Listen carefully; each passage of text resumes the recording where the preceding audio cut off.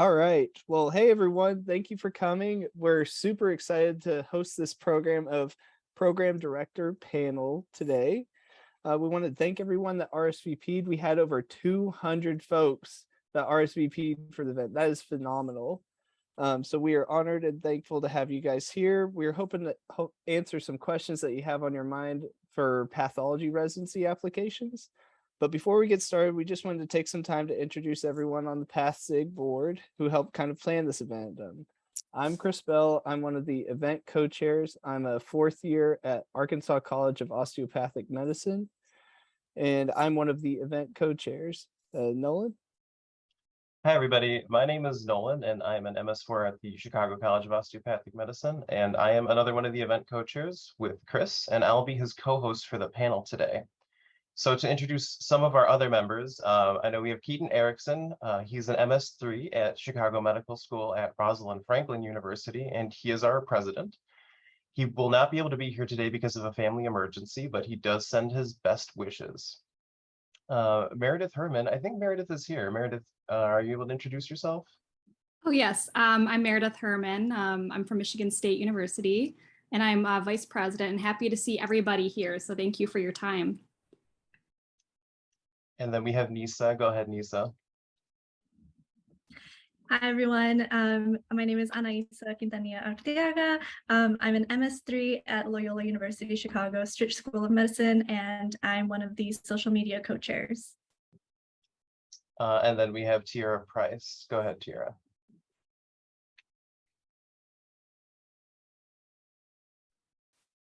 Hi, I'm Tia. I'm an MS4 at Keaton, and I'm also a media co-chair.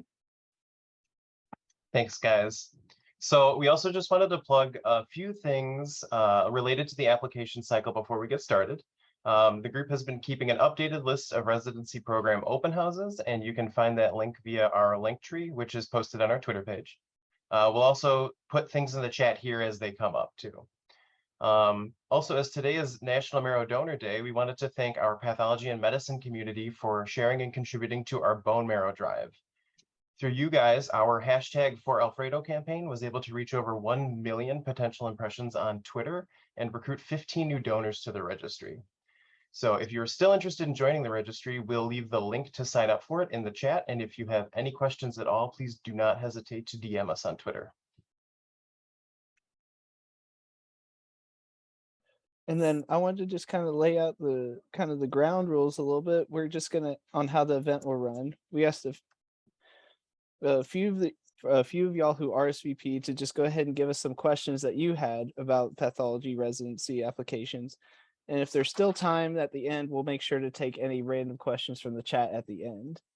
All attendees are muted except for the panelists, and the event will be recorded. So we'll post that as soon as it's available. So with that in mind, Nolan, go ahead and start us off, sir. Sure. So to start at the top of the panel, we'd like to introduce our panel of program directors. So if each of you could introduce yourself and your role and your institution, that would be great. And why don't we start with Dr. Luis Blanco. Good afternoon, everyone. I'm Luis Blanco. I am an associate professor at Northwestern. I actually was having a conversation with one of my colleagues yesterday and realized that I've been at Northwestern for 8 years. This is already the beginning of my 9th year. It's crazy. In terms of some of my roles, I am the program director for the residency. I also recently took over as program director for our breast pathology fellowship. And for many years, I've been the director for our medical student path clerkship as well. Thank you for having me. Thank you, Dr. Blanco. And then we have Dr. Marie DeFrances. Hi, everyone, and good afternoon. So glad to be here today. I am the Pathology Residency Program Director at the University of Pittsburgh Medical Center. I'm also a molecular pathologist, and also I work with medical students as well. So I do run the first year medical student pathology course that we have at the Pitt School of Medicine. Thank you, Dr. DeFrances. Next, we have Dr. Yara Park. Hey everyone, thanks for the invite. I'm Yara Park. I'm the Residency Program Director at the University of North Carolina in Chapel Hill. I have been here for 15 years now and have been the program director for the past 4.5. My other job is I'm the director of our transfusion medicine service and used to be the fellowship director for that fellowship as well, but passed that on to someone else because being one program director is enough. And I'm really excited to talk to y'all and answer questions. Thank you, Dr. Park. And next we have Dr. Marwan Yared. Good afternoon, everyone. I'm Marwan Yared. I'm the Residency Program Director at Baylor College of Medicine in Houston. I'm also a hematopathologist. Here in Houston, I do not work directly with the medical students in their course. However, in my previous job at the University of Arkansas, where I was also the Residency Program Director, I also was the director of the pathology course. So I have a few years of working with medical students. Very happy to be here today and be happy to answer any questions. Thank you, Dr. Yared. And next we have Dr. Kamran Mirza. Good afternoon, everyone. My name is Kamran Mirza. I'm a hematopathologist at Loyola Medicine in the Chicagoland area. I'm an associate professor and vice chair for education and academic affairs. I'm the fellowship director for HemePath here, and I'm an imposter in the PD panel because I'm not a program director anymore, but I used to be the associate program director for the residency program up until earlier this year. I'm also the point person for medical student pathology electives, and probably the reason why I'm here is because I'm the co-founder of PathSig, and I just wanted to give all of you guys a shout out for putting together an amazing show every time. Congratulations. Thank you, Dr. Mirza. We also have one more panelist who will be joining us a little bit later. It's Dr. Mandy VanSandt. She should be with us around 1:30. So when she comes in, we'll have her introduce herself. So we're all so glad to have you here, and thank you for taking the time out of your schedule to be with us. So let's jump right into some questions. And how this will work is that we'll ask a question to one panelist to answer first, and then if anyone else on the panel has anything to add from their perspective, or if they want to plug anything related to their program, feel free to chime in. So Chris, let's start with the first one. Yeah, to kick things off, Dr. Blanco, if we need to address anything traditionally considered a red flag, should it go in the personal statement or somewhere else? Yeah, that's a terrific question. And people may have varying views. So I'll share with you how I approach red flags and how my team at Northwestern, the recruitment team, approaches it. So from our perspective, the personal statement is actually the perfect place to address red flags. However, there is a way to do it where you don't bring too much attention to it. So my advice is state the incident and how it was resolved, and then really focus on what you learned from that experience and how you grew as a person that makes you better now and makes you a stronger applicant. Now, you or other students, I know I've spoken to many students in the past, have been or maybe given the advice to avoid mentioning any of the red flags in your personal statement, because it will be addressed somewhere in your application, whether it's in your dean's letter or MSPE or in one of your letters of recommendation. However, to me and to my team, that comes off as a little bit disingenuous, like you're trying to hide something. I understand that you can address these red flags at the interview, but do remember you have to get the interview first. So in my opinion, address red flags, but don't, make it the whole focus of your personal statement. And yeah, I'd be curious how other programs approach it. I completely agree. That's exactly the advice I give students. Say what it was, what you did, and what you learned, and move on. I agree too. I think the personal statement is probably the best place in the application where to put such a thing. I may be the exception, but while I think the personal statement is important, in my opinion, it's not the most important. And frankly, if everything else is peachy, there may be applications where I don't even read the personal statement if everything else is fine.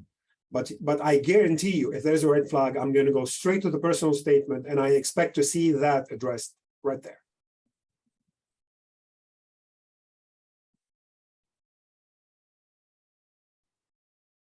Yeah, that's wonderful input. Thank you all so much. Dr. DeFrances, did you have anything to add? I saw you unmute and then. Yeah, I just wanted to say that, and I'm not sure if it's going to be the same this year, and maybe some individuals can speak to that, or some of the students, but usually there's a place for like felonies and misdemeanors. And so if you have something that fits into one of those categories, there's like a little space where people can write about what happened, and you can maybe even write it what you learned about it, you know. But I think that the things that tend to show up in the personal statement are like absences from school, you know, some personal challenges and things like that. I haven't really seen somebody talk about a misdemeanor or a felony in their personal statement, but there is a place to talk about it in the application, at least other years. I remember the first time I saw an application with a felony in it. I didn't even realize that there's an option for that, and and it was almost like a misunderstanding felony. But you're absolutely right, Dr. DeFrances, that they had mentioned exactly what it was, and and it was pretty clear. And in that instance, they did not mention it in their personal statement. But I agree with you entirely that that's a good place for it to be. And I agree with Dr. Blanco. The personal statement really, I mean, it's the personal part of the application, and so I'm the opposite end of Dr. Yared, where I actually read the personal statement first. So I think that that's the beauty of the application process, where all of you should realize that, and this is what I feel paternalistic saying this, but I say to this to my kids, that you want every part of your application to be really represent the best part of you, right? Because Dr. Yared may not read it, and I will read it first. And so every single part of your application has to be excellent. To be clear, I read most of the personal statements, okay? It's only those applications, where everything else is really, superlative, and like, okay, and I have 50 other applications to read, I may pass, 1 or 2 statements. So just for the record here, I do read personal statements. It's also nice to get a little input to see just how much pressure our program directors are under in the application season as well. We inundate them. So next question is for Dr. DeFrances. One applicant asked, is it okay to only have letters of recommendation from pathologists? And are there any preferences with regards to letters from other specialties? Yeah, so I'm speaking for my program, and others can chime in about what they like to see from their program. We require at least 1 from a pathologist. We prefer to have 2 or more from a pathologist, and 3 is fine. And I think the limit is 4. Now, there are special circumstances when when some of the letters might not come from pathologists. And one of them is for our MD PhD applicants. They often are going to have a letter that comes from their MD PhD mentor or from their MD PhD program. And so we're definitely going to want to see that letter. Another letter might be in a clinical clerkship that somebody may have participated in, and they had a wonderful experience, and they did a stellar job in it. They had a really great connection. I mean, we're still physicians as well, so I want to see that an individual has compassion, is able to take care of patients on the floor, whatever it might be, do an excellent job on the surgical rotation. So while letters from pathologists are absolutely critical, and in those letters, we often like to see the medical student applicant, attributes to them, like their eye, or they're able to handle cases and things like that. But those other letters can be just peachy and just fine as well. Can I jump in? I agree with you. It really doesn't matter, but definitely at least 1 from a pathologist. I actually give the opposite advice to my own students. Have a really strong letter from a pathologist, and then seek out a clinical mentor and a research mentor, someone who you worked on projects with, because these are 3 aspects that we really look for in an applicant. Someone who is strong clinically and can work with others, someone who obviously has done a pathology rotation and knows what they're getting into. And if you have any experience with research, that would be important for us to know as well, because many of our institutions, you will be participating in research during your residency. Now, it's not exactly related, but if I may throw it out there, you are applying to a specialty that is very detail oriented. Please pay attention to what the programs are asking for. More is not better. When I ask for 3 letters, please just give me 3 letters because I have hundreds and hundreds of pages of applications to go through. So more is not necessarily better. I don't know if everybody agrees with that. Something I was just thought of is a lot of students, I think, are told they need a letter from the pathology chair. I personally do not find these letters useful. They're very boilerplate. This chair doesn't, unless you worked with the chair on a rotation, like if you signed out with the chair, if you spent time with the chair, then fine, that's great. But just getting a chair letter, a lot of times it's that 4th letter, which I agree with Dr. Blanco. I don't want to read the 4th letter if it's just a template. This is a great student letter. So you really want to, you definitely have to have a pathologist. I like to see a non-pathologist, but I don't require it. But I just like to warn folks, you don't spend time trying to get that chair letter. It doesn't add a whole lot to your application. I agree with pretty much everything that was said. You know, I'm very happy if I see 3 letters from pathologists vouching for your interest in pathology. I don't need anything more. Yeah, we recently had this conversation on social media as well, the Twitter conversation about who writes the letter, and I completely agree with the discussion that has happened. That, you know, sometimes if you're struggling to get a 3rd letter from a pathologist and it's not gonna be a good letter because they haven't had a good interaction with you. Sometimes a non-pathology letter specifying that this is a letter for pathology is probably even more relevant, right? It depends on how it's written, and like Dr. Blanco said, like we are very detail oriented, so please make sure that, you know, it's that it doesn't say that it's being written for internal medicine. That's really, like, it's a huge problem. I mean, this could be not your fault at all, right? But you have to specify if you're writing to a non-pathologist to write a letter for your pathology residency, please make it clear that they don't accidentally write that, oh, you know, this is a surgery, because like Dr. Park is saying, we read so many letters and we start seeing the templates. Like, I know Dr. Blanco's letters because I read his letters all the time. And so, and then over the years, you know, I guess this is a PD thing, maybe over the years, I can sense how the letters are written based on the fact that I've read letters from before. So I can guarantee you that if Dr. Blanco reads a letter from me, from one of my STRIT students, he will be able to tell in a second because he has years of experience reading my letters. And so when people start writing in templates, it becomes very difficult to go through those. And then those are the letters we probably won't read very detailed.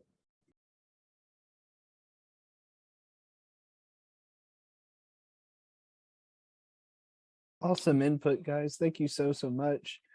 I know this next question will be for Dr. Park. Dr. Park, sometimes letters of recommendation are uploaded later than opening day for ERAS, which is September 28th. Sometimes you will see letters that are uploaded in like a later time, say October. What impact will this have on the applicant if they aren't able to have all of the letters of recommendation before that date? At least for me personally, when I was a brand new program director on opening day, I went in and started reading applications. I don't do that anymore. I give it a couple days, let things calm down, let people get their applications in. ERAS is very buggy that first day when everyone's trying to get it in. You can't download anything. I would not stress if you do not have your letter, if your letter writers do not have them on opening day. Usually I'd like to see at least one letter before I'll offer an interview, but usually at least one of your letters is in by the day I start looking, which is usually 2 to 3 days after opening day. But I wouldn't stress if you don't have any. Now, I have seen some applications where there's no letters many days later, and that can be a problem. I generally shy away from those until I can see at least 1 or 2 letters to get a better view of the applicant before deciding on an interview. I'm interested to hear what others do, but I would not stress about opening day. I could jump in. Yeah, basically the same thing. Usually we'll look at an application if it's 2 or more letters, and then we just keep checking and checking and checking for more letters. Yeah, and I mean, just one thing that's about our program, I'm not sure about the other programs, but we stop accepting new applications after October 31st. And I don't know if other people have sort of deadlines. So anytime in October, though, is fine for getting those extra letters in. We keep on looking every day.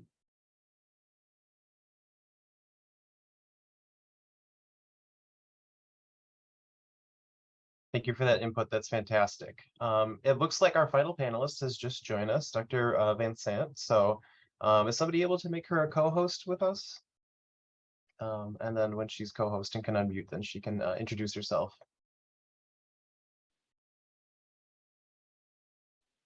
Can you hear me? Yes.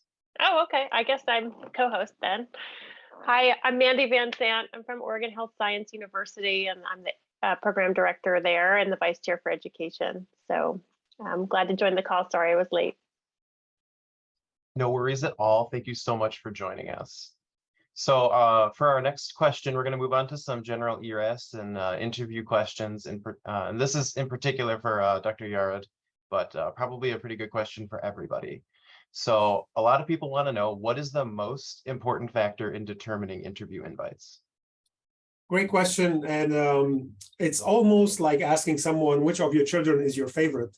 It is so hard, to pick one factor and say, that's it. And if this is checked, then you get an interview. And if it's not checked, you're not.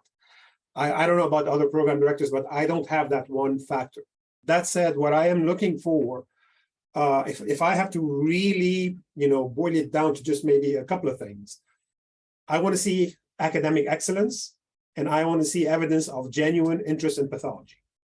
I want to see other things, but if I really have to just focus on just a couple of things, those would be it. If I see both, you're getting an interview to Baylor College of Medicine. If not, if I see academic excellence, but absolutely no evidence that you're genuinely interested in pathology, no evidence that you know what pathology is, I respect your, academic achievements, but you're not getting invited. If I see that you have great interest in pathology, you've done a lot of electives, you have great letters of recommendation, but your academic record is horrible, again, I respect your interest in pathology, but you're not going to get invited to Baylor College of Medicine. So I should see at least those two: academic excellence, evidence of interest in pathology, and then everything on top is the cherry. But to pick just one thing, I can't. And let me expand, if I may, briefly on what I consider to be evidence of genuine interest in pathology. How can you get that? Academic performance is a bit easier. There are board scores, there's, medical school records, and so on and so forth. Interest in pathology. I want to see that you've done a few electives so that I have an idea that you at least know what pathology is. Because, as you know, unlike surgery and medicine, exposure to pathology in medical school is just not enough. If all your exposure is that one course that you got, then I'm sorry, you may probably be making the wrong decision to go into pathology. So I want to see electives. We talked about letters. I think it's extremely important when practicing pathologists vouch for your interest in pathology. When they say, I have worked with this candidate for so long, I have discussed their career choices with them, and I vouch that they are genuinely interested in our field. That is extremely important to me. And that's why I want at least one letter from a pathologist. Okay. So that's it. Those two factors, everything else is on top is great. Can't boil it down to one factor. I don't know if any of the other program directors can pick one thing. No, just to add to that, there really isn't just one thing. And the past few years, actually at Northwestern, I mentioned a committee. We moved to a committee review of all applications.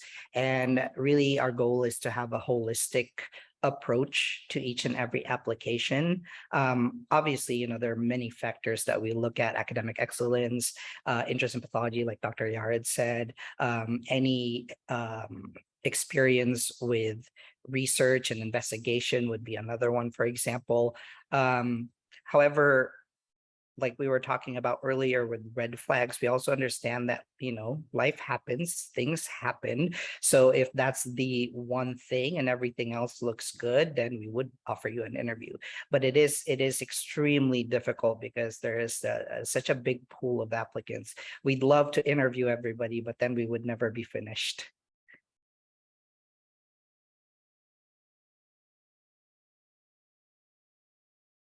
That's wonderful. Thank you for the input. Chris, you want to roll on to the next one? Yeah, so this next one's for Dr. Mirza. What, in your opinion, is the best approach to formatting the experience section of ERAS? Do you prefer bullet points, paragraphs? I know there's a lot to the experience section, just talking about my personal experience working through ERS, but we'd like to get your opinion on that, sir. Sure, absolutely. So, I think that I guess it'll be different for every program director, but the way I kind of approach these things, as if you were a candidate applying now, think of it as, how do I make the program director's life easy, right? And if I write like 3 paragraphs on a small experience that, are very heavy and prose and, kind of even poetic, it doesn't get across the purpose of what you want to explain. So I would say, take it question by question and experience by experience. Some experiences, if I read the title of the experience, it doesn't tell me anything about what that experience is. And for those experiences, I would love to have a little bit of an elaboration. Bullet points are your friend, I think. I think that if they're bulleted, if it can be bulleted, definitely bulleted, right? I did XYZ with this person, this experience involved this, that, and whatever, just bullet point. It's just easier to read and easier to kind of remember. But there might be experiences where, the title kind of says it all. You don't necessarily need to write too much. So just, I would say, respect the person's time who's reading it. And sometimes it's easiest to just ask yourself, if I was a program director, how would I want to kind of see this experience, right? I mean, to kind of assess the candidacy, my candidacy. And so I guess my baseline would be bullet points are better, and on a case-by-case basis, elaborate when you think it is necessary and it adds to and doesn't subtract to your candidacy. But I'd be happy to hear, I'm sure people have different opinions about this one.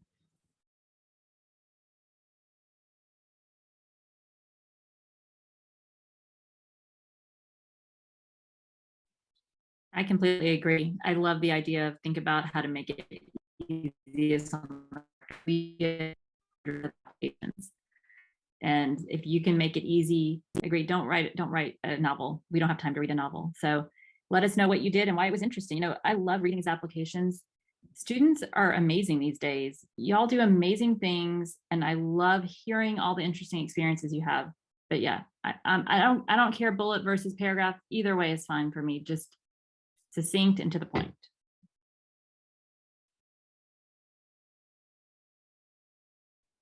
And if I can just add, I'm sorry, I just thought about this. Somebody was looking at my CV a couple of weeks ago, right now, right? And they said they read something that I'd done and they had no idea what that means. So the rules, you're talking about it today in a PD panel, but those rules stay the same, right? I mean, if you want to kind of express to someone, the breadth and the depth of what you've done, you have to kind of come to learn how to translate that on paper, right? And so I think this is a great exercise for your future in general.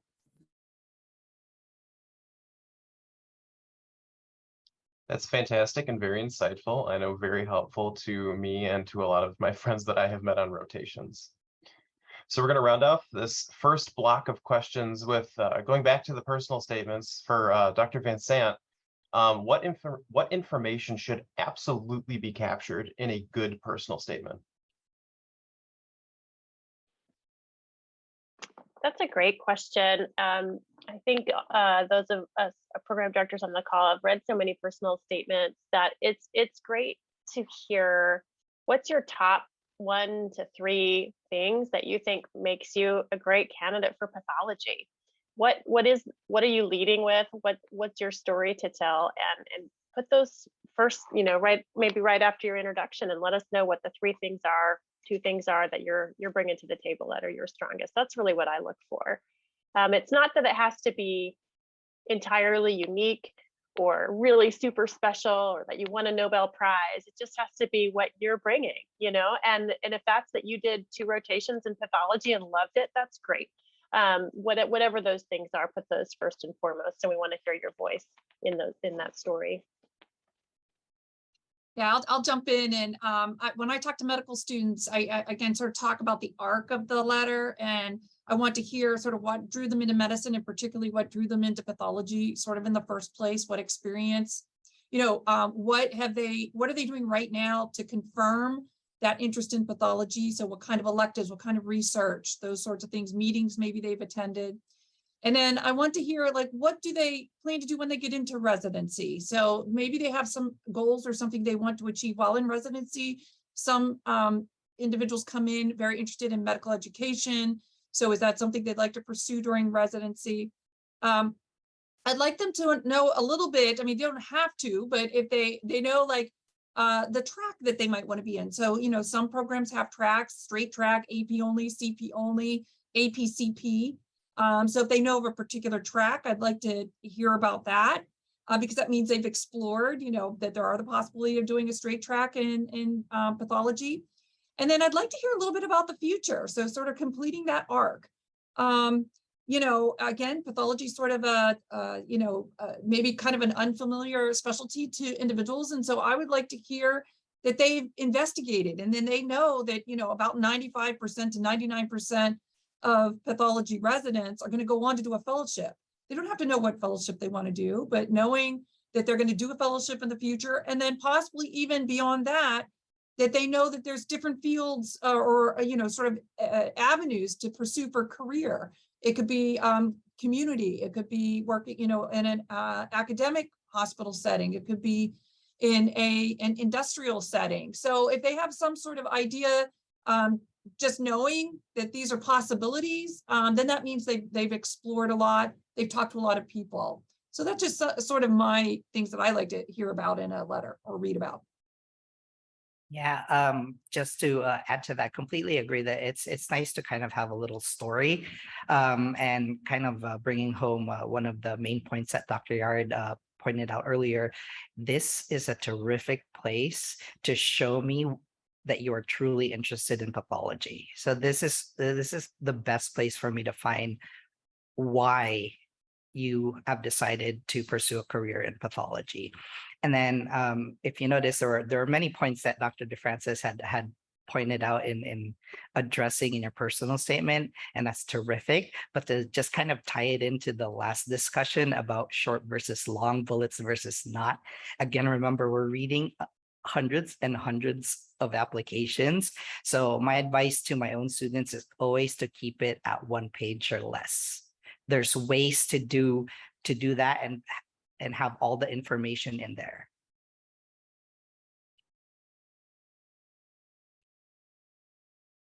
All right. Thank you so much for your responses. And to kind of repeat what Dr. VanSandt about bringing your true self, that kind of reminded me of Michelle Obama at ASCP. Just bring your true self to the table. That was incredible. So I really appreciate that advice. And since Dr. Blanco, this next one's for you. What sets a great interviewee apart from an average interviewee when it comes to pathology? I, for some reason, always tend to get this question, even in our department Q&A, and I always have a hard time with this. So I guess what I'll start by saying that once you get to the interview stage, we have already verified that you are qualified to be a resident at our program. So really what we're looking for in the interview is what you're like as a person and what you're going to be like as a resident. So it's really a process that's meant to get to know you. I know it's a little bit more difficult now that we're virtual compared to when we were able to meet you in person, but I've found, at least in the past 2 years, that it, you know, even though we're looking at each other through a camera, I can still get an idea of the candidate through the interview. So some more specific things that will help you to stand out would be to be present. What I mean by that is, even though this is virtual, don't fidget, don't look down, don't be on your phone. Actually try to look at me. If you notice right now, it looks like I'm looking at you in the eye, because there are ways to set up your screen. I don't have Zoom in full screen. Otherwise, people's faces will be to my left or to my right. Minimize it. If you have only 2 people, the person you're talking to will be right underneath your camera and you will be looking directly at them. So there's ways to do it where you're still engaging as if you were speaking in person. And then other things that will make you stand out would be to do your research. Almost every single program, if not every single program, has a website with tons and tons and tons of information about the program. So when you are making your list of questions to ask your interviewers, make it specific. That shows me that you really are interested in my program and that you want to know more. And then there's so much more that I could actually add to this, but I'll end with one more thing. When I said be present, this doesn't mean just with me and the other faculty that you interview with. This goes for every single part of your interview, including the meet and greet with the residents. Don't be completely silent and fade into the background. At the same time, don't do anything that's going to make you stand out in a negative way, because guess what? That's going to reach me. My residents are going to tell me, and that's going to be a negative on you as a whole.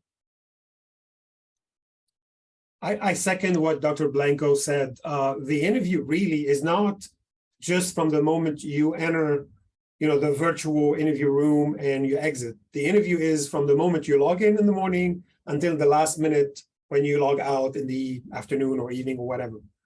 You're being interviewed continuously. You're being interviewed directly or indirectly by every person in the department that you interact with. People forget, the program coordinator, at least in our case, is part of the committee who actually ranks the candidates. And if the program coordinator says something bad about you as a candidate, that's going to hurt. Okay, so you have to not just show your best to the person actually interviewing you. You have to be at your best the whole time. So please remember that it's not just the person who is actually interviewing, it's everyone else. And be present, as Dr. Blanco said, be engaging, be active.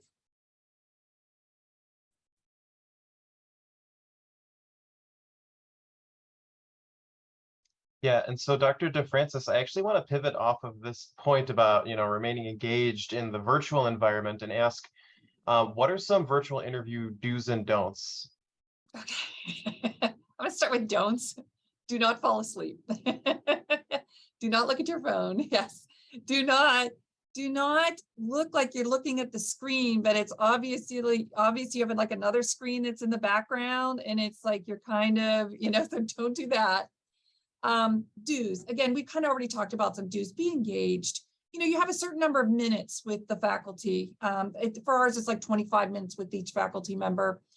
I think that we could have conversation for 25 minutes. So come with questions about the program, the city, the, whatever it might be in the area, whatever. So come with questions. 25 minutes really goes by very quickly. So just stay engaged. I think those are some of the don'ts that I have. I'm going to open it up to everybody else for their don'ts. Can I jump in here? I loved this point that Dr. DeFrances said about the don'ts of like looking at a separate screen. Especially if you wear glasses, I can tell that you are doing something else. I can see from not only your eyes, I can see that there's something moving, right? I mean, it's like, I'm only looking at you. I'm giving you 100% attention. So if you are going to fidget and look at something else, I will be able to tell. Now, you might be doing something very important, right? But I can, that's not how I'm going to sense it. I'm going to sense it as a distraction from the fact that you're interacting with me. Now, there are some people who have their questions on a separate little notepad or whatever, which is on their monitor, right? And if you're doing that, if you're figuring out the next question, just pause and say, Dr. Mirza, give me a second. I have these questions up here, and and I'm going to read off the question for you. And then that'll be fine because it still feels like you're engaged with me. But if you're trying to do it and be very cool in the process, it depends. Some people are very suave. They can get away with like doing multitasking. But if you're not that person, don't risk it, right? Because here I am spending half of my day with all of the candidates, right? Like even all the day. And I've spent hours reading about you, right? So I think that distraction, I know that you're all very young and you can multitask and that's great. But in this particular instance, you just have 20 to 25 minutes with me, give it your best shot. And, and if there is a distraction, like for example, if a dog is barking or if you have a baby in the background and, those to me aren't distractions, right? You can say, oh, I'm so sorry, the dog is barking. I don't mind that. That's not in your control, right? I mean, although it's a separate thing that you should probably be in a quiet environment, but if you're not, those things don't bother me. But the fact that you're not engaging with me might come across as being not engaging with the program. So just be careful with that. That's terrific. And can I add to that, Dr. Mirza? It's completely acceptable also to take notes, and I take notes myself, and that means typing on the same screen that I have my video on. I do let the candidate know, so don't hesitate about letting us know, hey, Dr. Blanco, I'll be taking notes and typing, so if I'm looking down, I'm actually writing something down. It's totally appropriate. You know, I keep coming back to, you know, my go-to. I'm sorry if I'm repeating myself multiple times. Imagine if you were the PD, right? There isn't much difference, right? I mean, apart from the fact that we have experience, if you were the PD and you were interviewing someone, would you want them to be distracted, right? When you go to the doctor and the doctor's writing notes as they're asking you the history, isn't it nicer when they just say, I'm paying attention to you, but I'm just writing notes at the same time. Is that okay? You know what I'm saying? And then as a patient, you're like, yeah, of course it's fine. But if they don't ask you, or if they don't engage with you, you'll be like, oh my God, this doctor is horrible. They weren't paying any attention to me, etc. So I would say just pausing for a second and kind of, you know, keeping your finger on the, like, taking the temperature of like the situation and kind of just discussing what you're doing, it can probably go a very long way rather than it being misinterpreted. Absolutely, Dr. Mirza. And to kind of like bounce off one of Dr. Blanco's points was, and this question goes to Dr. Park.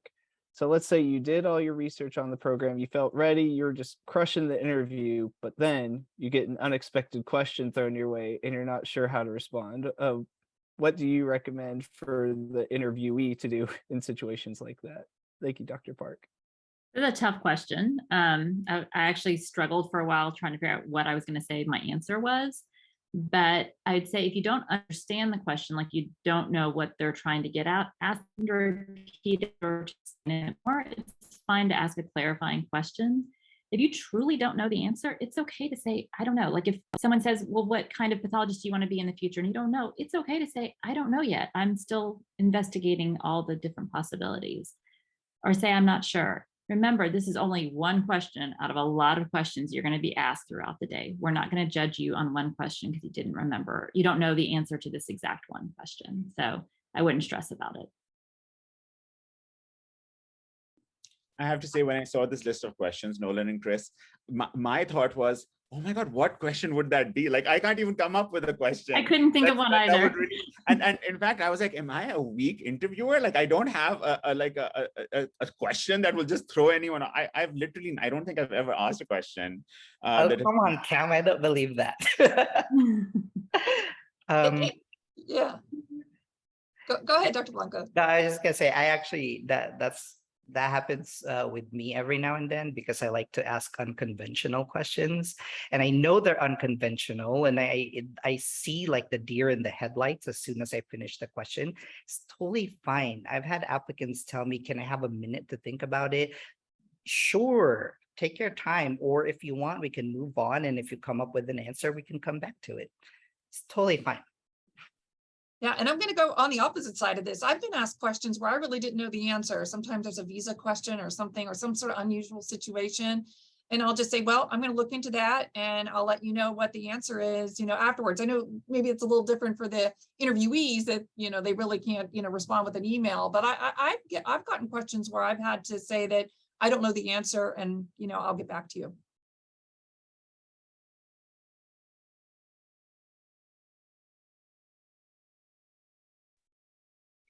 That's fantastically insightful. Thank you so much. It takes a little bit of the burden off our shoulders to hear that you could just, just relax. It's okay. So our next question is for Dr. Yared, and this is about letters of intent or letters of interest. So this applicant asks, how do you feel about receiving letters of intent after an interview, and when would be the best time to send one? Thank you, Nolan. I had a discussion with Nolan for me to understand the question. Initially, I thought, do they mean letters of recommendation? But Nolan clarified that no, it's letter of interest. So someone who sends you an email after the interview saying, hey, I'm interested in your program, I'm going to rank you high, and so on and so forth. So if that's what is meant by letters of interest, first of all, we do not require them. I appreciate receiving, nice notes from candidates to say, hey, I had a good time interviewing with you. I appreciated that you did this, and that. I also very much appreciate any comment about a negative experience. And I actually actively ask the candidates at the end of every interview, I'll say, please let us know how we can do better, especially in the Zoom era, we're still learning. So I would appreciate any feedback. And I have to say, I get a lot of emails after the interviews, mostly to say, thank you very much, fantastic experience. I would love to, train in your program. So that's how I feel about them. They're welcome, but not required. We're not going to ding your application if you do not send me an email saying, I enjoyed, the interview here. When would be the best time to send them? I would say probably after the interview, but also, if possible, closer to when programs start ranking applicants. So, January maybe, just to remind me, because, we interview a lot of applicants, and of course we keep notes, and, but we're humans and we forget. So it's nice when I receive a very brief email from a candidate who interviewed, 2 or 3 months before, and say, hey, I hope you remember me, this is what I appreciated about your program, or, this is what I've done since I interviewed with you, I've completed one more elective in pathology, or I just passed, I don't know, step 3 or whatever, if there's a new experience that wasn't there when I interviewed you, I think that would be nice, to see it in an email. But be careful, don't overdo it. Okay, please don't send emails continuously. And please be aware of the fact that we are handling literally hundreds of applications. And the more brief and to the point you are in those letters of interest, the better. Also, a word of caution, the NRMP has very strict rules as to what can and cannot be done after an interview. Read them, they're online, strictly adhere to them, and let's all be fair to every other applicant and every other program by applying those rules. Sorry, I keep talking, but can I add just 2 things? First, at least at Northwestern, and I'm sure many other programs do this as well, we take the pressure off of you from the start. Literally in the morning, one of the first things you'll hear from me is that we do not require any post-interview communication from you. If you have additional questions about the program, we'd be happy to answer them, but we don't need you to send us any thank you notes. It's not required at all. And then second, with letters of intent specifically, be very careful. The pathology world is small. Literally send it to your top choice if you choose to, because if you send it to multiple programs and then I know I rank you to match and you're not coming to my program, then I know you lied to me. And I'll probably remember you when you're applying for the fellowship. Oh, and if I may add here, please make sure you change the name of the program director you're sending the letter to if you're sending it to more than one. Okay, it doesn't look good when I receive a letter and it has someone else's name on it. That's all. I have to chime in here. Also, if you are sending like thank you notes or whatever, although I agree with Dr. Blanco, you really, shouldn't have to. Please make sure if you're using an email format that when you copy paste things from an email, even if you change the name, make sure that all of the fonts are the same. I can promise you that if you're copying part of the email from some other part, all of the fonts completely become different. And I can read in 1 second that all you did was change Mirza, and then the first part is copied from somewhere and the second part is copied from somewhere.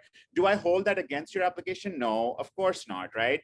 But it does kind of look sloppy. So this is very detailed, but honestly, when you paste as text only, get rid of all of the whatever formatting there was before, because I wish I could screenshot emails that have 3 different paragraphs with 3 different formats, 3 different sizes, and I can tell that this is basically piecemeal. And so it takes away, I think, the intention of what you're trying to tell me gets just diluted by the fact that I don't think that it was really written towards me, And I love how Dr. Yared stressed this point, brief, there's a very small line, a very fine line between memorable and notorious. So be very careful. You want to be memorable. You do not want to be remembered in the residency ranking meetings as someone who just didn't know when to stop communicating, so be very careful.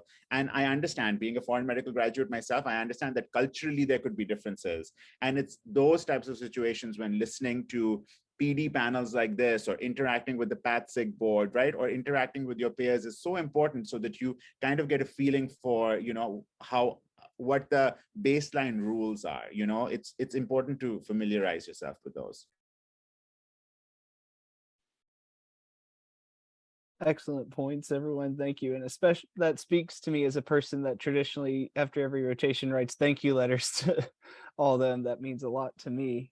We're coming back to you, Dr. Mirza. This is kind of a question directly for all the program directors as an applicant. If you yourself were applying now, what would you look for in a good program? What are some quote unquote green flags or positive signs that you would look for during an interview? So I also struggled with thinking about, like Dr. Park, thinking about how I will answer this question. So this is perhaps, really through the lens of experience and time. But what I've realized now is that, and I think I was very fortunate when I was doing residency that I kind of fell into a program that kind of checked those boxes.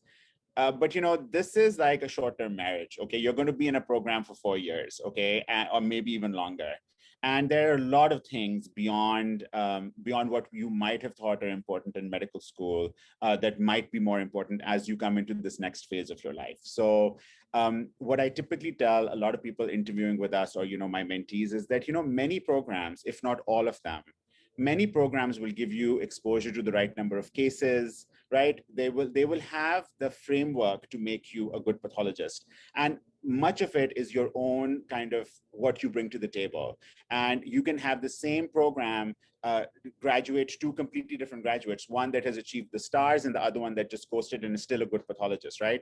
So I think that now when I look at programs, and if I was applying today, I think that, especially in the Zoom era, there is a brand that every program kind of has, right? And this brand is kind of an unsaid collective of its website and maybe its social media presence, or the fact that it's really well known for, let's say, cytopathology, or really well known for, neuropathology, for example. And I think all of these pieces come together to make a framework for how I think about this program, right? And and then of course you're going to put in geography and where family is, if that's important to you, or if your couple's matching, how that's going to work. And at the end of the day, green flags for me are, who am I interacting with, right? This was obviously a very, very long time ago, but I interviewed at a place where there were 12 people interviewing the same day. This was in person, and they broke us into 2 groups. 6 people met the chair, the program director, and a couple of faculty, and 6 people met the chief resident and associate program director, or whatever. There was a huge discordance between how this was done. And I can promise you that's not happening at all anymore, right? But that for me was a huge red flag. I was like, what the heck is going on? If you're in one group versus the other, your experience is completely different. I would love to see, in my program interviewing me, resident interaction in one way, shape, or form, right? Kind of an informal piece, which you may have gotten over lunch or, over tour, etc. I think those are the things I kind of look for. But ultimately, I think that I am a believer now in the Zoom process.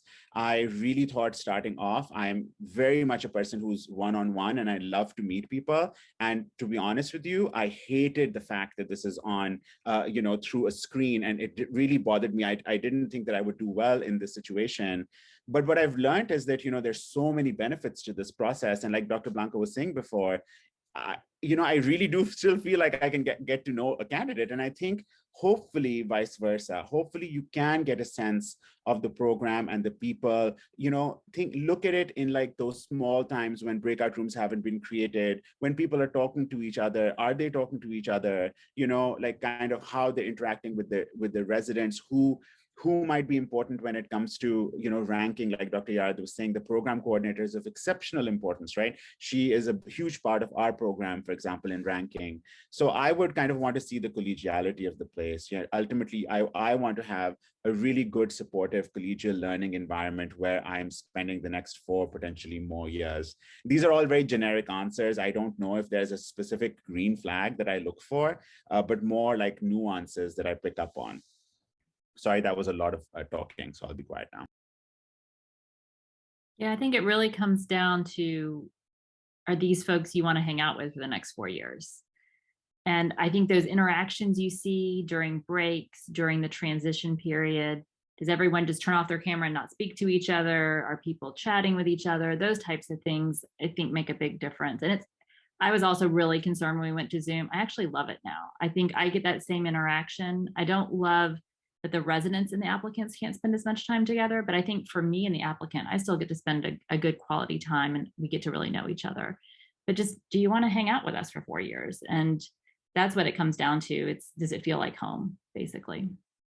Yeah, and I'm just going to sort of jump onto what everybody else is saying. I mean, I think it's really important to spend time with the residents. And if you're interviewing and you don't really get to spend much time with the residents, then, maybe that's a bit of a red flag. And, if you do get to spend more time with the residents and chatting with them, that's more of a green flag in my mind. So, that just spend time with the residents if you can and talk to them.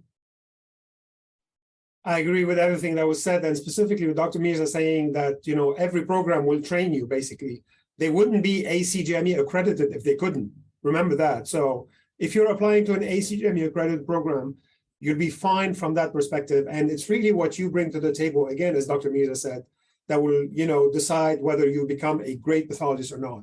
So it boils down to what Dr. Park said, can you live with these people for the next 4 years or longer if you do fellowships there? Can you live in the city? Can you live in the institution, and so on and so forth? Not that you should ignore completely what they offer from an academic point of view. You should look at that too, of course. But more importantly, spend time with those residents. Try to determine if they're really happy or if they're just acting like they're happy just for your sake. And it's hard to do that with the person you're interviewing, but try to get from them, that personal, human dimension, if you want. Are you really happy in this place or not? Thank you, everybody. And I love the little side conversation that Dr. Blanco had sparked about, what cell would you pick? I think I would be a megakaryocyte, details to come. And so now moving on to another question about kind of ERAS and where to put things. So this is for Dr. VanSandt. Should we include any conferences or meetings that we attended in our ERAS application? And if so, where would they best fit? Yeah, I think the short answer to that is yes. If you are attending relevant conferences or you've presented at a conference or gone to a meeting, it goes back to that thing we're all looking for is, are you really interested in pathology? And are you, is this the way that you've demonstrated that interest? And if so, absolutely put it in your application. As a sidebar, I think joining meetings and conferences is one way to show that you will step up, you will participate, you'll kind of look for something extra. And ultimately, as a resident, I love joiners, right? I love people who are going to put themselves out there, at least out of their comfort zone and try something new. I sometimes tell residents that if you haven't done it before, it's worth trying once, right? Put on that presentation hat and try that, do a research project. Like you don't know if you don't try. So absolutely include conferences and meetings. As to where, it's not just flying into my head of a particular section, although I kind of think there is one there. And I would put it above just being a member of something. Being a member doesn't tell me much. It might mean that you went to a pizza lunch one time, or it might mean that you were really involved. And so if you could, maybe bullet out under your memberships, things that you had more attendance with, that would be useful. Do others have other points about where it should go in the application? It might be its own section. Yeah, I was just thinking about it. I recalled it in the publications section. I've seen people put poster presentations. I mean, of course, the publications, if they have any, will get listed in there. but they'll do poster presentations, and then they'll do like oral presentations, and then they'll list them. Say they did one for their medical school. So, you know, there's some sort of retreat day or a research day. And so they might list it there as oral presentations. So that's where I think it might go.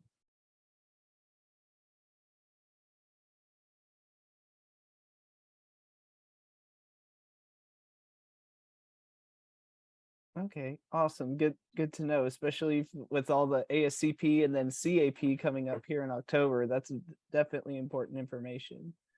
Dr. Blanco, I keep picking on you. I'm sorry. No worries, all good. But one applicant was asking about, I think you mentioned this earlier, about the multiple tracks in pathology, not just APCP, but AP only or CP only or APNP if you're really into neuropath.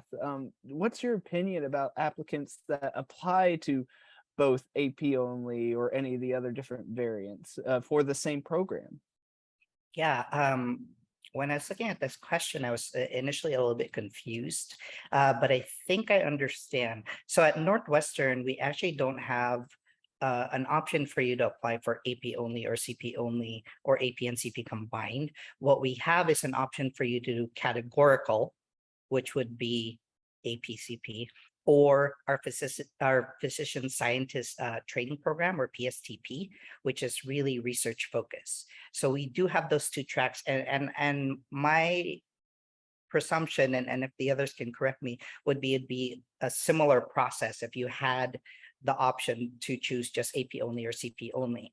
Now we definitely have applicants who will apply to both tracks. What we do is we bring them in through the PSTP interview day. It's a little bit more involved than our categorical interview day, but we do take note if they're also applying for categorical.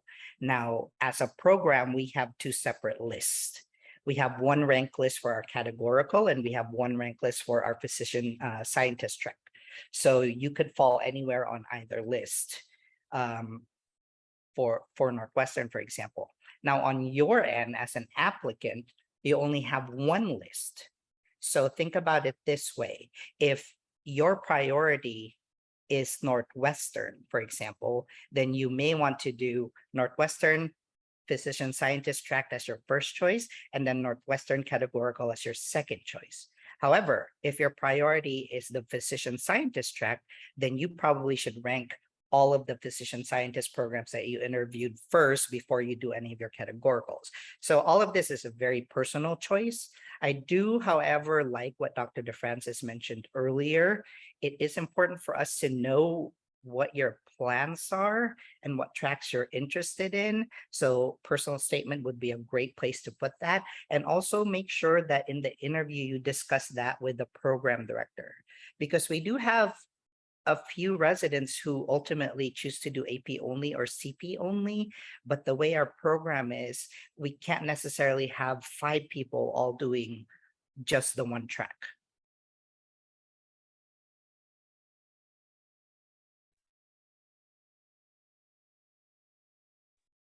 Do any other of the other directors, do you guys have the option for the candidates to choose like AP only or CP only?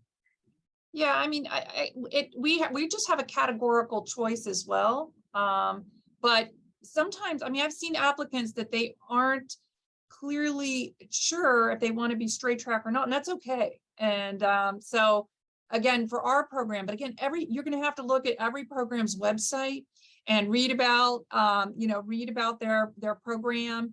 If they make you sort of choose, like, for the application process to be a straight track individual or not. So it's going to be, I think, on a case-by-case basis, program by program.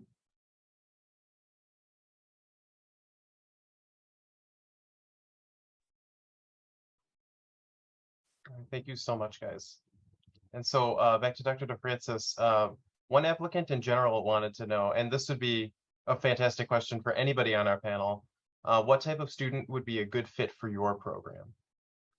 Yeah, I'm sure everybody's, everybody has maybe an idea of what a great individual would be into the program. But I think Dr. Mirza kind of touched on some points. Is just, people have to be engaged when they get into the program. And again, I'm sure that all the programs that are represented right here, you have to be willing to work hard. You have to be engaged with the curriculum. You know, we have a large case volume. I'm sure all the other programs have a large case volume as well, and the work needs to get done, and the learning needs to be needs to be achieved. So the team that's working together, so the resident and the attending, they need to be sort of lock in step, getting the work done. There's sort of a contract. The attending needs to be, teaching, and the resident needs to be receiving. And so, I always tell our trainees that they need to be leaning in, they need to be accepting, they need to be doing some work on the weekends, possibly reading and things like that. Well-being is important as well, but you have to be, you're gonna have to be doing some additional learning in addition to whatever didactics and whatever you're learning over the scope, so to speak. So I'll stop there.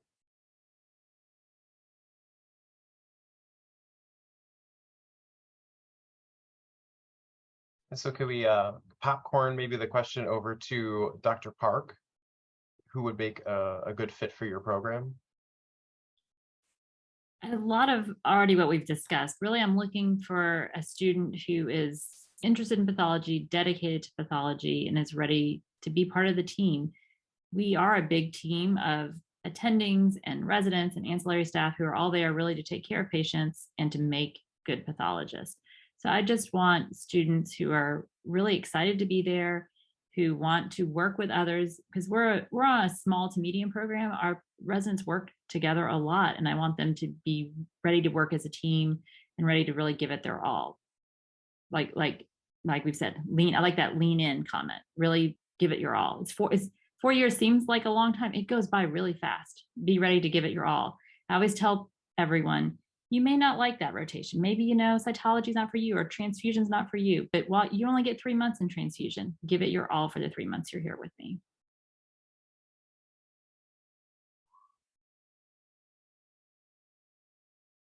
Awesome. And I definitely agree with that. In addition to like 3rd and 4th year rotations, you only got 1 month for that one thing. So might as well just carry that into residency for sure. These next 2 questions are for our international medical graduate audience, and Dr. Park, putting you on the spotlight for this one. Traveling to the US for observerships can be a huge obstacle to international applicants, both financially and with recent global health concerns. Is US clinical experience a quote unquote must-have to be a successful applicant as a IMG? This may be different for different programs, but it is not for me or my program, especially in the light of COVID. We don't allow any visitors in, we don't allow shadow visitors into our hospital at this point. That's a hospital-wide rule. So I've heard this from international graduates before. I have to come spend time or I won't be able to apply. There is nothing in the application that you have to check a box that says you spent time here in the US, at least not that I know of. So to me, what's more important is that you have path experience, that you're dedicated about path, that you're knowledgeable about pathology. That's always my biggest fear, getting someone who doesn't really know what they're getting into. Then they show up, I've made a commitment to them for 4 years. Turns out they didn't really know what being a pathologist was, and now they're in and they're not enjoying it. I don't want to have someone in a program and feel like they have to stay if they don't enjoy the material. So to me, it's not as important that you have US experience, but that you have good pathology experience and that you're really dedicated to becoming a pathologist. But I'm interested to hear what other programs do. For us, that's our feeling. I couldn't say it better, Dr. Park. You hit it on the nail. That's exactly how we feel here at Baylor too. Can I just add one thing to that? I mean, I completely agree with Dr. Park and Dr. Yared. It's not a requirement whatsoever. The past few years, though, I have noticed some of our international medical graduates where they do this online pathology elective with a US program, and then they get a letter. So the first time I read the letter, it's very impressive. And then I read about like 50 of the exact same letter. So be careful. There could be, unfortunately, some predatory people out there. So I'd love to chime in there. I totally agree with Dr. Blanco. I think this is a huge problem. We do have a virtual elective at Loyola. I run it, and one of the requirements that you have to sign off on is that you will not ask for a letter of recommendation based on the virtual elective experience. And this is not because we want to punish you. It is because that letter is not going to be an important or good enough letter. Like, you know, there are people who reach out to me. I got a message on LinkedIn this morning from someone asking me to write them a letter. I don't know who they are, right? And so even if I was to be convinced, and even if, you know, what would I write in that letter? It's the same thing.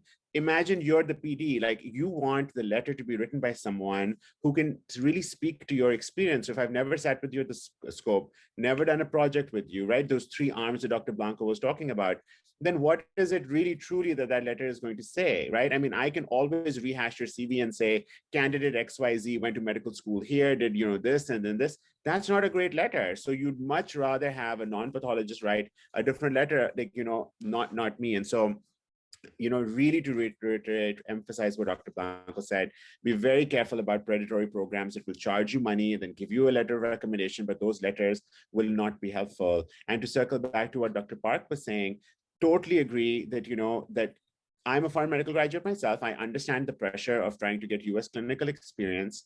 That said, if you can't get US clinical experience, whether it be virtual or in person, I also do want to see that you weren't twiddling your thumbs while you were sitting doing nothing. So there are opportunities, even despite the pandemic, right? You have your medical school, you probably have connections there. You know, maybe you can do a pathology rotation where you are. That'll be valuable to me. It'll show me that, you know, you spent, instead of just worrying about getting US clinical experience and then getting none, you know, and wasting that time, you basically were working or volunteering. I mean, there's so many meaningful things that you can do with that time, right?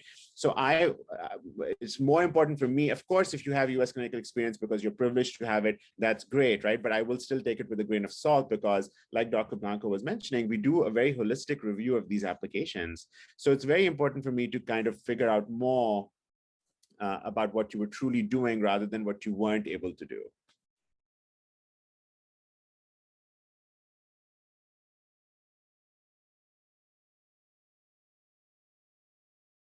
That's fantastic. Thank you so much. And then we kind of have another related-ish question for Dr. Yared, and that is, how much weight does the year of graduation hold for your particular program?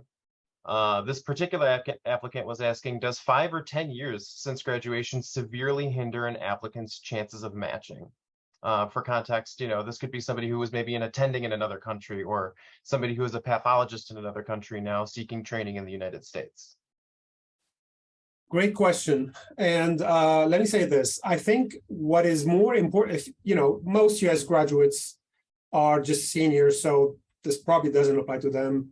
This question probably applies mostly to international medical graduates. And I think what is more important than when did you graduate from medical school is what have you been doing since you graduated from medical school? As others have said, you know, if you've been doing nothing but twiddling your thumbs, you know, and it's just been 1 year, that is bad, versus if you've graduated 5 years ago, but you've done a pathology residency in your country, that is awesome. So really, it's not the time, it's what have you been doing since you graduated. You know, it's easy to try to put numbers onto things, and I'll confess, one of our criteria is graduation from medical school before 7 years. Well, you know what? We don't apply it most of the time, I'll be honest with you, because of what I just said. If someone graduated 10 years ago and they were attending in pathology in their program, in their country, I'll welcome them with open arms because they come in and they have this wonderful experience, you know? I'm not going to deny them that. So again, it's not the numbers, it's what you've been doing. And the personal statement, great place to explain what you've been doing if you graduated 5 or 10 years from medical school. May I piggyback a little bit on that, what Dr. Yared just said? Speaking of doing something, whether it's residency or actual work in pathology, from year of graduation to the time you're applying, sometimes it becomes really difficult for me to put the pieces together. So if you can explain to me what happened since graduation, that would be really helpful. Rather than like trying to look in different parts of the application, like, wait, I'm missing 5 years. What happened in that 5 years?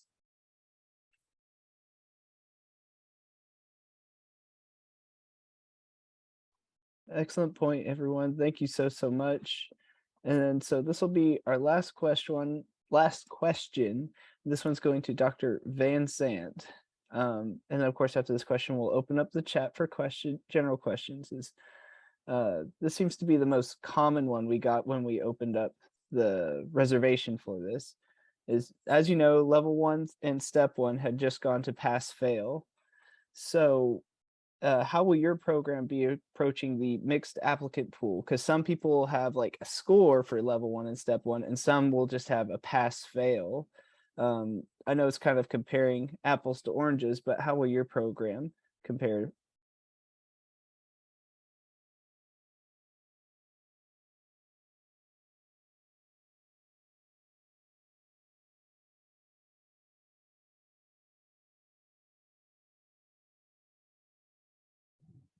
Did we lose Dr. VanSandt? Is she still here? Yeah, I'm looking around for. Well, I guess we'll open this up to the other program directors. I'm sorry, I can't find Dr. VanSandt. I'll have to try and email her later. Yeah, if she comes in, she can certainly answer. But I mean, it just went past fail in 2022, right? January 26th of 2022. So that's our PGY or MS3 class that has taken it. So as a pass fail. So I think we're going to wait probably about a year before we see, a large cohort having a pass fail for that. There may be some international graduates that have taken it as a pass fail. I think that, personally, and I'm going to say, from UPMC's perspective is, again, we do a holistic review of the application. And so it's, a score versus not a score. I mean, we're going to be taking a lot of other pieces into that. So I don't think that that's going to have, a big impact. Some programs do use a filter for failures of steps and things like that. Again, if they used it in the past, if they continue to use it, I mean, I don't think, again, that's going to impact any way that they look at those applications. So, so I think that we, and I'm going to open it up to the other program directors, but we'll have to see kind of how it impacts our review process. But I'm thinking it's probably not going to have too much of an impact. Certainly not this year, and probably not next year either. I agree completely with Dr. DeFrances. It's, we also have a holistic approach of reviewing the application. So just one factor is not going to make or break an application. That said, as long as a candidate has a step 2 score, it really makes the fact that the step 1 is a pass or fail, less important. The problem, though, will be, I think, and I'd be curious to hear what the other program directors have to say about this, is, there are applicants who send applications with only a step 1 score. And now they may have a pass only, no step 2 score. So what are we going to do with that? We have a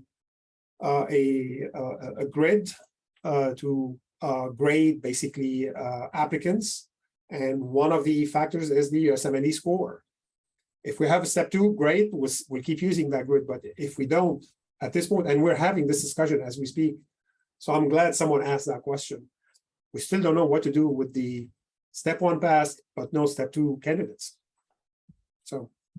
Yeah, I was actually very excited to see this question. I wanted to hear what the other program directors were going to say, because I honestly don't know. And I think someone just put it in the chat, and I've heard it from a medical student who just rotated with me as a 4th year. He took his step 1 later and he is now pass fail, even though he's matching this year. So I think we are going to see some this year, and we are going to have some people who have no step 2. And I think I think all programs do a holistic review, but I think it's going to change how we get that first initial, when we first look at our first download of all of our applicants, it's going to be a little different for us. And I think we're learning just along with y'all. I don't know exactly how we're going to do it, but it will not affect you. If you have a pass only, if you are a pass fail, it's not going to affect you when it comes time, because we're going to look at other things. And we understand that some people will have scores and some people won't. So don't be worried if you were one of the ones who took it later and are pass fail instead of have a score. I don't think it will affect. And I think we're all going to learn. So I'm excited / nervous about how we are going to do this year. Yeah, we're in the exact same boat. We're just going to have to see, but in general, we look at the entire application. So that's just one less, more specific thing, right? So now we have a pass rather than a specific number.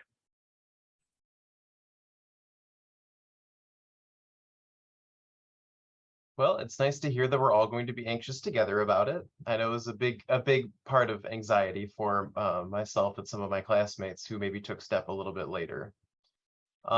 So we got about 10 minutes left. Thank you so much, Dr. Blanco, for kind of managing our chat for us. I really appreciate that. We don't have a ton of time for extra questions, unfortunately, but I did want to open it up to our panelists if there's anything else that they want to say, or any last words of advice that they have for our applicant pool that we have here today. Nolan, can I jump in? And there's a question about path elective. Can I answer that? It's in the chat. Yes. All right. So I just saw that somebody said that they spent a lot of time on path elective, and is it harmful to put that in their experience? And so it's a great question. It comes up now a couple of years, and what I would say is that Path Elective is just a website that's helping you learn more about pathology. And I think that spending time on it is definitely something that I would say any program director would see in a positive light.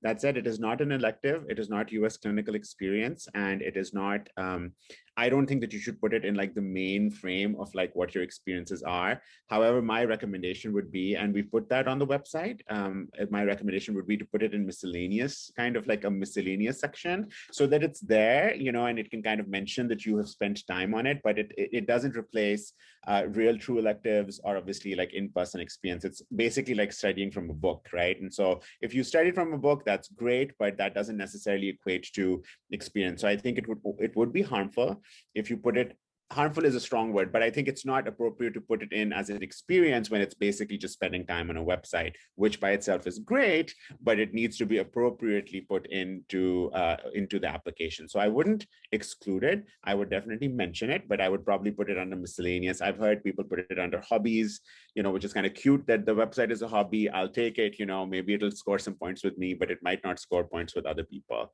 And so, yeah. And if there are any other questions about Path Elective or how you put it in, I'm happy to take those like separately. You can direct message me on Twitter or like even reach us through the website.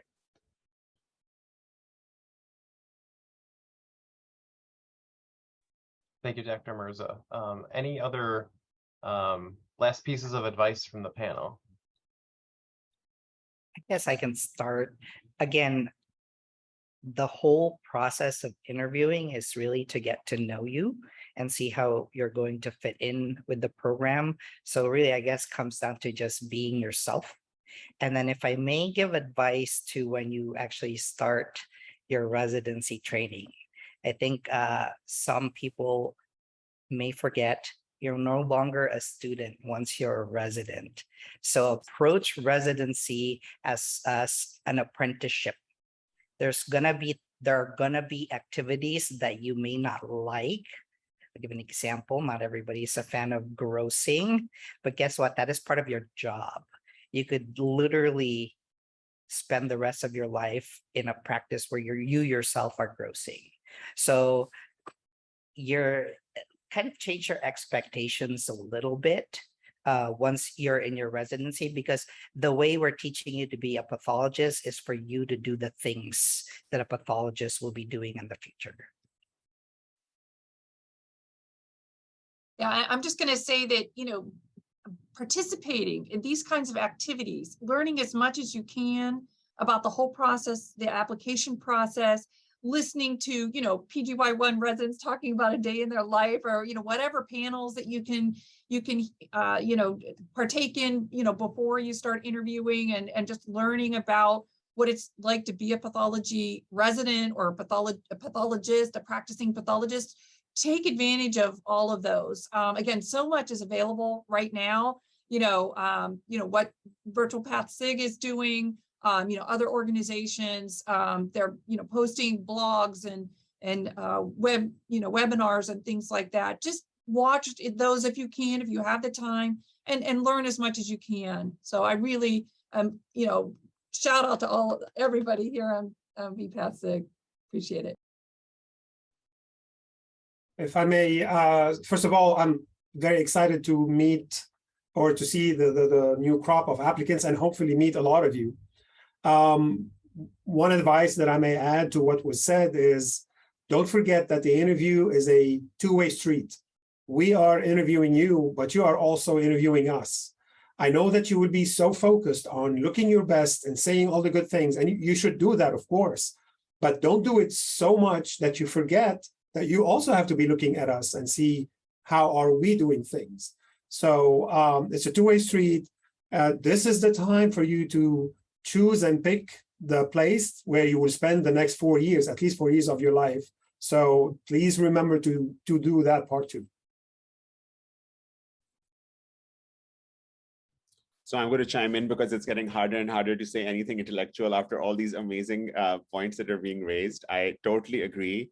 I guess I would leave by saying that, first of all, I'm very excited to see all of your applications, number one. Number two, I would say that there's no perfect program, right? Remember that there's no perfect program. And I love to hear from programs when they say that, this is an issue with our program, or this was a temporary issue. And you know what, we put everything in it to solve it. And if that's the mindset that people have, I would say that that's a great program, even though, things might not be perfect, right? Temporarily, like the COVID has been difficult for everyone. Staffing has been a problem, et cetera. And so many programs have suffered. But I think if you can sense from a program that they put their best foot forward in trying to make sure that resident wellness is taken care of, they have an inclusive environment, and that they are always making the right strides to solve the problems, I think that that's pretty much the best any program can give you, to be honest with you, apart from the academic stuff, which has to be perfect, right? And so I would say just think of it as a realistic kind of adult human being as to what the cross-section of the world is at that particular point. And then, kind of if they're happy or not, and good luck. Yeah, definitely good luck. It's a stressful time, but it's stressful for us too. We are so excited to meet all of y'all, and we really want to get the best and brightest for our programs. And so, like Dr. Yared said, it's a two-way street. Make sure that you ask us good questions, and make sure no program is perfect, but like we've said before, you will get good training anywhere. We will all make you good pathologists anywhere if it's ACGME accredited. Just find the place that feels like where you want to be for the next 4 years, and it's willing to listen to their residents and make changes based on what their residents said. It's a good question to ask residents, if there are problems, because everybody's got problems, but does your leadership listen? Do they respond? Do they make changes based on your recommendations? So those are good questions to ask as well. And good luck, and don't stress too much. Although it's hard not to, I know. Thank you so much, everybody. It's 2:28. I don't know if we're going to get booted out of here at 2:30 or not. So I want to just make some closing remarks before we all get kicked out. Thank you so much, everybody. And on behalf of PathSig, we just want to thank everybody for attending and the panelists for providing such great information for all of us. And as a reminder, the session was recorded and we will put it online in the next few days. We'll also be sending another email to anyone who RSVP'd for feedback on the session. So if you can fill that out, that would be fantastic. Thank you so much, everybody. Good luck. Thank you. Bye-bye. Thank you. Thank you, and bye, everyone.